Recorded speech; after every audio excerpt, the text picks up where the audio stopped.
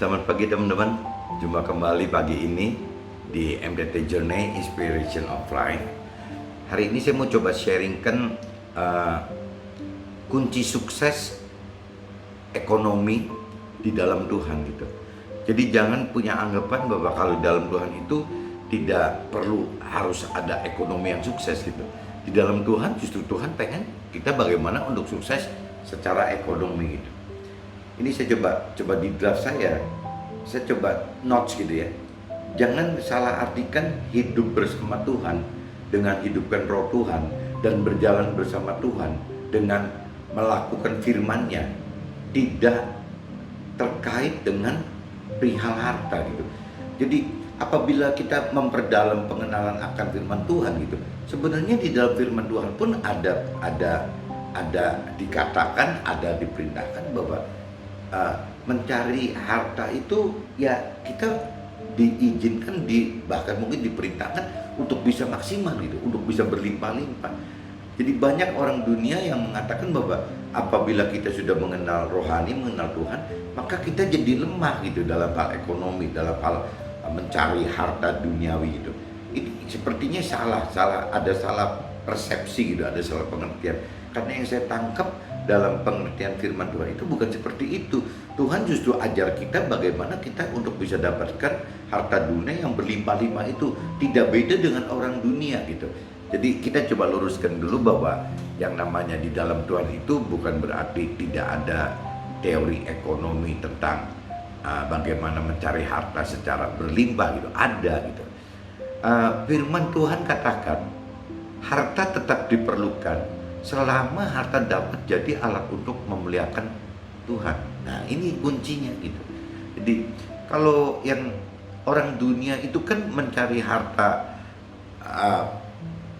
untuk berlimpah-limpah itu kan dengan target, dengan sasaran untuk diri sendiri ya, atau mungkin selalu ada omongan ya kan nanti buat warisan anak-anak kita kan mesti kerjanya benar. Di firman juga ada loh kata-kata yang benar gitu, itu benar, tapi sebenarnya maksud Tuhan itu bukan begitu gitu. Jadi yang namanya warisan untuk keluarga kita itu sih nggak usah dipikirin, itu pasti terjadi sendiri gitu. Kenapa? Karena di janji Tuhan memang sudah seperti itu. Nah, yang Tuhan khawatir itu apabila dari awal kita bergerak mencari harta itu bukan dengan target bagaimana memuliakan Tuhan, tapi dengan target ya untuk senang-senangnya kita, ya untuk alasannya untuk warisan anak-anak dan anak-anak kita. Itu salah kaprah gitu. Jadi akhirnya kalau tanpa tujuan bahwa itu untuk memuliakan Tuhan, akhirnya tujuan utama memuliakan Tuhan itu tidak terjadi. Yang terjadi itu cuma sekedar bagaimana kumpulin harta untuk bagaimana kita bisa nikmati gitu, bagaimana semaksimal mungkin bisa nikmatin. Dan paling kalau alasan yang lebih berkenan di umum itu biasanya ya ini untuk warisan anak-anak karena itu kan perintah Tuhan. Tapi waktu mereka menjalankan seperti itu gitu, makin banyak hartanya, bisa-bisa makin sulit masuk mencari Tuhan gitu. Firman juga katakan seperti itu. Orang kaya itu susah katanya untuk ikut Tuhan, susah sekali. Orang kaya itu susah masuk surga, lebih-lebih lagi gitu, ditekankannya begitu. Kenapa orang kaya susah masuk surga gitu? Kenapa orang yang berkelimpahan susah masuk surga atau susah ikut Tuhan gitu? Karena memang mereka udah nggak butuh apa-apa gitu. Karena semua diukurnya dari sisi duniawi. Jadi kalau berlimpah-limpah dalam hal harta, mereka beranggapan bahwa toh saya udah nggak perlu apa-apa gitu. Saya nggak perlu Tuhan juga nggak apa-apa, harta saya sudah begitu. Berarti kan ujung-ujungnya harta itu menjadi Tuhan gitu. Bagi sih mereka yang belum kenal Tuhan gitu. Nah ini yang Tuhan nggak mau. Kalau orang sampai mereka hanya menuhankan soal harta, yang Tuhan khawatir orang-orang tersebut akan kehilangan keselamatan di dunia akhirat nanti. Mereka cuma dapatkan satu kesuksesan hidup di dunia ini saja, sedangkan dunia ini yang fana ini akan ditinggalkan gitu, sifatnya kan sementara, cuma 70-80 tahun. Nah setelah 70-80 tahun, nah mereka mau kemana gitu. Tuhan pikirkan seperti itu. Nah kalau dengan cara Tuhan kan pengen setelah 70-80 tahun meninggal, orang mereka ini akan masuk ke dalam dunia yang baru gitu, dunia yang memang tidak berujung. Nah ini namanya alam akhirat gitu, alam yang kekal yang tidak berujung. Jadi apa artinya sih gitu kalau hidup cuma 70-80 tahun, kalau memang kita all out hanya hidup untuk kepentingan 70-80 tahun. Kalau pola seperti ini mau diakui tidak diakuin, kita ya pasti jadi orang dunia gitu. Yang ngaku bertuhan pun kalau pola pikirnya seperti ini, ya kita orang dunia, bukan seperti yang Tuhan mau gitu. Jadi banyak orang yang, kalau orang yang tidak atau belum kenal Tuhan, mungkin lebih baik ya daripada orang yang sudah kenal Tuhan, sudah terima Tuhan, tapi tetap masih belum mengerti gitu apa yang Tuhan mau. Nah ini kan yang jadi kacau gitu. Berarti Tuhan itu cuma sekedar jibat saja gitu, tanpa harus mengenal dan mengerti serta melakukan firman. Dianggapnya ikut Tuhan, atau bibir kita sebut kita percaya Tuhan, lidah kita sebut kita percaya Tuhan, apa itu udah bisa menyelesaikan semua gitu. Ini yang mesti kita hati-hati tuh. Jadi Tuhan itu bukan jimat gitu, bukan cuma untuk sekedar nenangin hati kita. Tuhan kan bukan di jiwa, Tuhan kan ada di roh gitu. Jadi kalau kita cuma berpikir begitu, ya tidak bisa ketemu Tuhan, karena Tuhannya ada di alam roh gitu. Nah kita kan mestinya juga kalau dari sisi rohani kan dianggapnya juga manusia roh gitu, sama aja gitu. Jadi kita ini bukan manusia yang di dunia ini, kita ini manusia roh. Jadi harusnya manusia roh ini ketemu dengan roh Tuhan gitu, jadi nyambung gitu.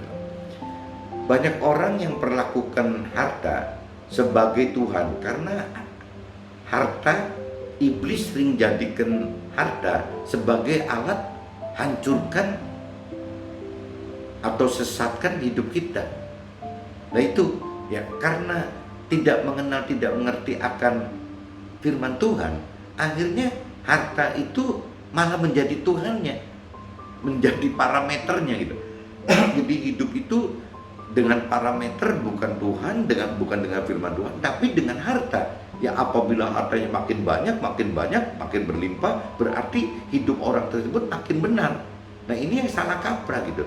Nah orang nggak tahu gitu bahwa harta berlimpah-limpah ini sering iblis gunakan sebagai alat gitu ya untuk orang meninggalkan Tuhan, tidak bertemu dengan Tuhan, tidak bertemu dalam arti kata karena tidak mengenal gitu atau belum mengenal, tapi bisa meninggalkan Tuhan karena awalnya mereka sudah mengenal, sudah mengerti, tapi gara-gara harta akhirnya mereka meninggalkan Tuhan. Dua-duanya kan akhirnya tersesat gitu. Orang yang belum mengenal atau tidak mengenal Tuhan juga tersesat gitu karena tidak bisa masuk rancangan kehendak Tuhan. Sebaliknya orang yang sudah mengenal mengerti pun akan tersesat kalau meninggalkan Tuhan gitu, karena tidak masuk ke dalam jalan-jalan peraturan dan perintah Tuhan gitu. Kan dua-duanya sayang gitu. Jadi yang belum atau tidak mengenal Tuhan yang tersesat, orang yang sudah mengenal dan mengerti Tuhan tapi meninggalkan Tuhan juga akan tersesat. Firman malah ajarkan bagaimana cara mendapatkan kesuksesan dunia yang diawali dengan keselamatan akhirat secara bersamaan gitu. Jadi kalau Tuhan inginkan kan yang namanya harta yang berkelimpahan itu kan harusnya dengan basic target, dengan dasar target itu bahwa saya punya niat loh untuk muliakan Tuhan. Saya pengen hartanya berlimpah itu untuk muliakan Tuhan. Waktu kita bicara harta kita untuk Tuhan, beban moral kita sudah berkurang. Karena kita tidak tertekan oleh kita sendiri, kita nggak tertekan oleh dunia bahwa kita ini harus kaya. Sehingga apapun juga dengan segala cara kita lakukan gitu. Dari mulai milih bisnis, dari mulai cara kerja, dari mulai rekrut orang, dari cara entertain orang gitu. Bagaimana untuk menerobos ini itu under table money gitu ya. Itu kita halalkan semua. Tapi di dalam Tuhan kan tidak bisa gitu. Ada aturan-aturannya yang lebih jelas bahwa ya kalau pengen ikut Tuhan ya harus lebih mau sukses gitu, mau kelimpahan di dalam Tuhan, ya kita mesti mengenal dulu apa sih perintah dan peraturan Tuhannya gitu. Ya syarat-syarat untuk berkelimpahan di dalam kita ini apa gitu. Nah, setelah kita mengenal itu, Tuhan juga pengen sekali untuk nge-push kita untuk mampu berlimpah gitu. Kenapa? Karena Tuhan butuh kita gitu jadi alat untuk bagaimana teman-teman yang lain bisa bisa terbawa masuk ke dalam keselamatan Tuhan gitu. Jadi kelimpahan harta yang Tuhan maksud itu adalah kelimpahan yang bukan untuk dinikmati oleh kita sendiri, oleh keluarga kita, tapi kelimpahan yang Tuhan mau ya untuk kemuliaannya Tuhan sendiri gitu loh. Kenapa Tuhan mau mulia gitu? Padahal semua juga jangankan katanya manusia muliakan Tuhan, semua makhluk di bumi juga muliakan Tuhan, malaikat pun juga muliakan Tuhan. Kenapa Tuhan butuh dimuliakan gitu bahasa formalnya? Sebenarnya bukan dimuliakan, Tuhan pengen selamatkan gitu. Tuhan pengen selamatkan kita dan teman-teman gitu supaya selamat. Nah, caranya gimana untuk kita selamat? Ya kita harus muliakan Tuhan gitu. Jadi bukan Tuhan pengen dimuliakan demi Tuhan, bukan gitu loh. Tuhan dimuliakan agar kita bisa takut akan Tuhan. Teman-teman bisa takut akan Tuhan. Saat kita takut dan teman-teman takut akan Tuhan, kita jadi akan dapatkan keselamatan gitu. Itu loh kemuliaan yang dimaksud Tuhan yang benar gitu. Firman ajarkan beberapa hal yang Firman ajarkan. Kenali rancangan dan kehendak Tuhan dalam perintah juga peraturan yang ada di firman-Nya. Nah itu Tuhan ingetin loh. Jadi kalau kita pengen hidup berlimpah dengan cara Tuhan, katanya kita harus kenal gitu. Kenal rancangan dan kehendak Tuhan itu apa. Nah rancangan dan kehendak Tuhan itu adanya di dalam perintah dan peraturan Tuhan gitu. Ya cuma ada di firman gitu. Jadi kalau kita tidak mengenal firman, kita berusaha gitu, kita kolek uang gitu ya, tidak dengan cara-cara seperti yang firman katakan, itu makin menyesatkan gitu. Itu akan makin mempersulit kita untuk kembali ke arah yang benar yang seperti Tuhan inginkan gitu. Mintalah roh pengertian agar kita jadi pandai dalam menetapkan arah dan memberi solusi serta lancar dalam melakukan firman-Nya. Nah itu ya. Jadi kita jangan berusaha mengartikan firman Tuhan itu dengan pengertian kita sendiri, nanti kacau gitu. Jadi kita mesti minta pengertian dari Tuhan. Kenapa gitu? Ya tadi karena kita akan jadi pandai gitu. Maksudnya pandai itu kita bisa membedakan arahnya kemana gitu, yang Tuhan inginkan gitu. Dan kita juga diberi solusi-solusi bantuan oleh Tuhan itu. Ya jalannya A, B, C, D. Tuhan akan tuntun kita memberikan solusi serta lancar dalam melakukan firman-Nya karena kita kuat gitu. Karena kita mampu melakukan. Kalau kita tanpa ada pengertian Tuhan, tanpa ada roh Tuhan, biasanya berhenti gitu. Jadi waktu kita mau melakukan pengertiannya salah, nyasar akhirnya sesat gitu. Bisa juga nggak kuat gitu. Hidup bersama dan di jalan Tuhan akan tuai kekayaan dan kehormatan serta umur panjang. Hidup dengan cara Tuhan dapatkan bahagia dan damai sejahtera pada akhirnya. Nah ini bedanya ini gitu. Kalau kita bicara harta kelimpahan duniawi, kita akan kehilangan ini. Tapi kalau kita dapatkan harta kelimpahan di dalam rohani, di dalam Tuhan, kita malah banyak gitu yang kita akan dapat tuh. Bukan cuma soal kekayaan untuk muliakan Tuhan saja gitu, tapi kita akan dapatkan kehormatan di dalam hidup kita gitu. Kita akan dapatkan itu. Bahkan Tuhan kasih bonus umur panjang.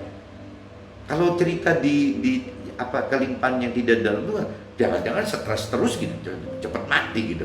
Kalau di dalam Tuhan tidak, itu ada janji bahwa kekayaan ini yang akan membawa kepada kehormatan. Itu akan membawa kepada umur yang panjang, bahkan akan membawa ke urusan kita bisa hidup dengan bahagia dan damai sejahtera. Itu akhirnya Tuhan, kalau kita kelimpahan dalam Tuhan, kita akan dapatkan seperti itu. Bukan cuma kekayaan saja. Kalau orang duniawi kan cuma kekayaan doang gitu. Kalau di dalam Tuhan tidak, ada kekayaan, ada kehormatan, ada umur panjang, ada bahagia, ada damai sejahtera. Itu loh yang Tuhan inginkan gitu.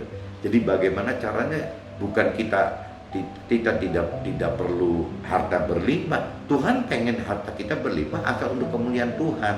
Nah, waktu kita untuk kemuliaan Tuhan, berarti kita dan teman-teman kita banyak diselamatkan. Nah, waktu kita diselamatkan, waktu teman-teman kita diselamatkan, kita akan dapat itu. Kekayaan tetap seperti orang dunia kita dapat, tapi kita juga dapat kehormatan, dihormati. Kita juga dapat umur panjang, dan kita juga dapat bahagia serta damai sejahtera. Itu loh yang Tuhan maksud, harta kelimpahan jalannya dari jalan Tuhan ya seperti itu. Bahkan setelah kita mencapai posisi itu, kita akan jadi pegangan hidup bagi keluarga kita, bagi tim kerja kita, serta teman dan juga kerabat usaha kita gitu. Jadi jika kita mendahului mencari harta dengan cara Tuhan gitu, ya kita akan dapatkan itu gitu. Ya bukan cuman untuk diri kita pribadi, tapi dampak harta kelimpahan yang dari cara Tuhan itu akan berdampak menjadi pegangan. Ya pegangan bagi keluarga kita sendiri otomatis gitu. Ya sebagai kalau kita pengusaha atau kita tim kerja, ya dengan tim kerja kita. Ya bisa juga jadi pegangan teman-teman kita gitu. Kalau bicara ada di eksternal kita gitu ya. Bahkan kerabat-kerabat kita juga kena tuh, kerabat usaha kita gitu, vendor-vendor kita, supplier-supplier kita, itu akan kena dampak. Kita akan jadi pegangan bagi mereka gitu. Itu tuh teman-teman. Jadi satu, jangan bayangkan di dalam Tuhan itu tidak ada kelimpahan gitu. Di dalam Tuhan itu Tuhan inginkan memang harus ada kelimpahan, cuman kelimpahan dengan cara-cara Tuhan gitu. Jadi jangan sampai dengan pemikiran bahwa di dalam Tuhan tidak ada kelimpahan, tidak ada harta kelimpahan, salah gitu. Di dalam Tuhan itu akan ada harta kelimpahan, meskipun targetnya harta kelimpahan itu bukan untuk diri kita pribadi atau buat keluarga kita, bukan gitu. Targetnya adalah untuk Tuhan. Nah, untuk memuliakan Tuhan. Dengan memuliakan Tuhan, kita jadi akhirnya kita rendah hati dan takut akan Tuhan. Waktu takut akan Tuhan, berarti kita akan diselamatkan. Itu kita akan masuk ke dalam rancangan dan kehendak Tuhan, dan kita mampu jalankan perintah dan perintah Tuhan. Nah, ini kita sampaikan ke teman-teman lain lagi sehingga banyak yang diselamatkan gitu. Itu loh tujuan Tuhan, bagaimana kita harus berjuang untuk mendapatkan harta yang berkelimpahan dengan cara Tuhan. Pagi ini mudah-mudahan penjelasan saya soal harta kelimpahan bisa membawa arti buat hidup teman-teman, khususnya buat pengusaha. Jadi bukan berarti pengusaha itu tidak Tuhan ingin berlimpah gitu. Tuhan ingin teman-teman berlimpah, cuman berlimpah untuk kemuliaan Tuhan. Nah, ini tolong digarisbawahi. Coba untuk lebih detailnya teman-teman coba banyak kupas gitu, belajarin firman sendiri sehingga ada pengertian seperti ini. Dan kalau memang perlu di-sharingkan dengan mentor-mentor rohani Anda, ya di-sharingkan gitu. Apa input saya ini seperti ini, menurut mentor Anda bagaimana, sehingga pengertian Anda lebih mantap gitu. Mungkin begitu dulu teman-teman. Jadi kunci sukses ekonomi di dalam Tuhan itu ada, bukan tidak ada. Mudah-mudahan bisa berguna, bisa bermanfaat, bisa ditangkap maksudnya. Dan apabila memang dianggap baik gitu, coba disebarkan kembali, di-sharingkan kembali ke teman-teman yang lain, ke keluarga yang lain, sehingga banyak orang bisa diselamatkan gitu. Nah, di Tuhan nanti senang gitu, dapat senang karena kita bisa membantu Tuhan, menjadi alat Tuhan. Oke, mungkin begitu dulu. See you. Bye-bye.